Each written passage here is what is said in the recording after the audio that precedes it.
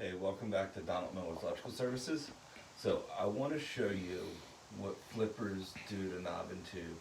So we're on a knob and tube troubleshooting call, okay, or a service call. Knob and tube started failing. They were plugging in vacuums, they were plugging things in that the knob and tube circuit couldn't handle. They didn't know this because the house was assumed to be rewired, or at least removed of the knob and tube because there was grounded outlets and things of that nature. They also have recessed lighting in the house.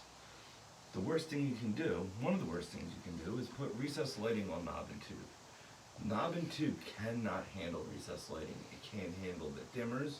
It can't handle any portion of recessed lighting. You should never have it on knob and tube. So take a look at this. These are knob and tube conductors that are coming through. Of course, notorious tape again. We all know who uses tape. All right, and then they have all the neutrals going onto this knob and tube neutral. All right, so let's put that back on here. Now we're gonna go, one, it's a 5-inch hi-hat. 5-inch hi-hats are horrible for recessed lighting, especially in a third floor like this. A 6-inch hi-hat would be a lot better. It would actually disperse the light better and it wouldn't create such shadowed walls. Where these hi-hats are positioned, all these walls will look dark and it'll make the room feel smaller. So we have knob and tube in the switch. Once again, notorious tape. We all know who uses tape because electricians don't. All right. Let me come over to here. And you haven't even seen half of this stuff yet. So, this is the neutral. This is a hot, but this is another neutral. And check this out, they're using the bare conductor of a Romex. Like, if that's not scary, I don't know what is.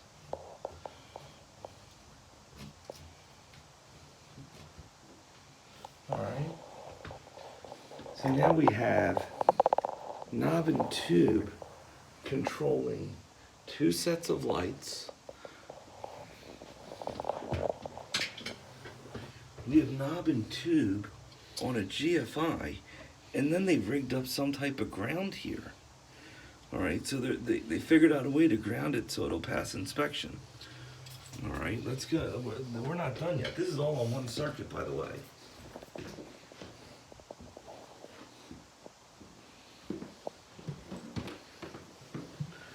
We have a floor outlet, okay. See how it looks like it's grounded? And it goes into an MC box in here, but it's not MC. It's single conductor knob and tube. Now, here we have tape. And if you notice, if you look at that tape in there, that's arcing. It's hard to see. Let's see if we can get an image of that. Yes. Yeah. All right, right in there. Can you get it? Put the light in. That tape is starting to melt down. That means that this is not installed correctly and we gotta remove it.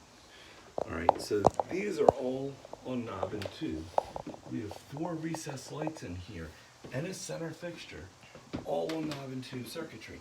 Knob and tube circuits were meant for maybe a 100-watt light bulb in the center of the room that was most likely open and it wasn't enclosed. All right, the fixtures back then, they really didn't, they had some enclosed fixtures, but for the most part, the bulb did a lot of the work. So they would keep them open. Well, that allowed heat to be dispersed and it wouldn't dry rot the wiring. Fast forwarded 100 years, now we have all these enclosed fixtures, and these enclosed fixtures holds all the heat in there, which basically cooks and dry rots the wire.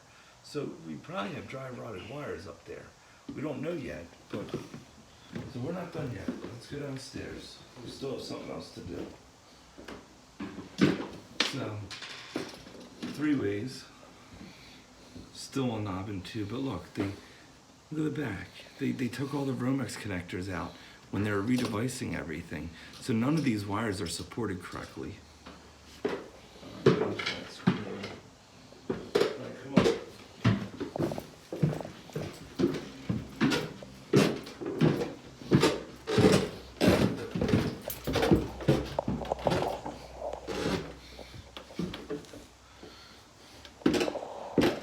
So no fixture box at all. No fixture box, but a new fixture. And then they brought it to the center eye, as if that's a smart idea.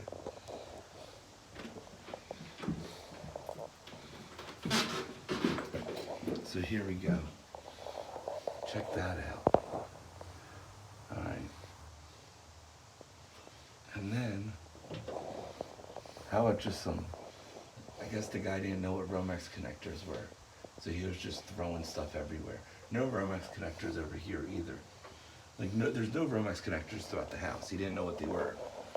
But this is the best one here. And it's hard to see it, but I'm gonna try to explain this on a phone. This is our hot, all right? This is supposed to be a neutral, okay? And this is supposed to be a hot. Instead, they used this wire, this white wire, and this hot wire here on the same Romex as switch legs. So there's no neutral. They're pulling the hot from this guy. And they're using one wire for 2 switch legs. And then they're pulling a neutral from up in the ceiling somehow. Which we can't see yet because it's not this one. They're pulling a neutral from somewhere else. Most likely it's in the wall. Either that or they're tapping onto the cold water and they're using the cold water as a neutral.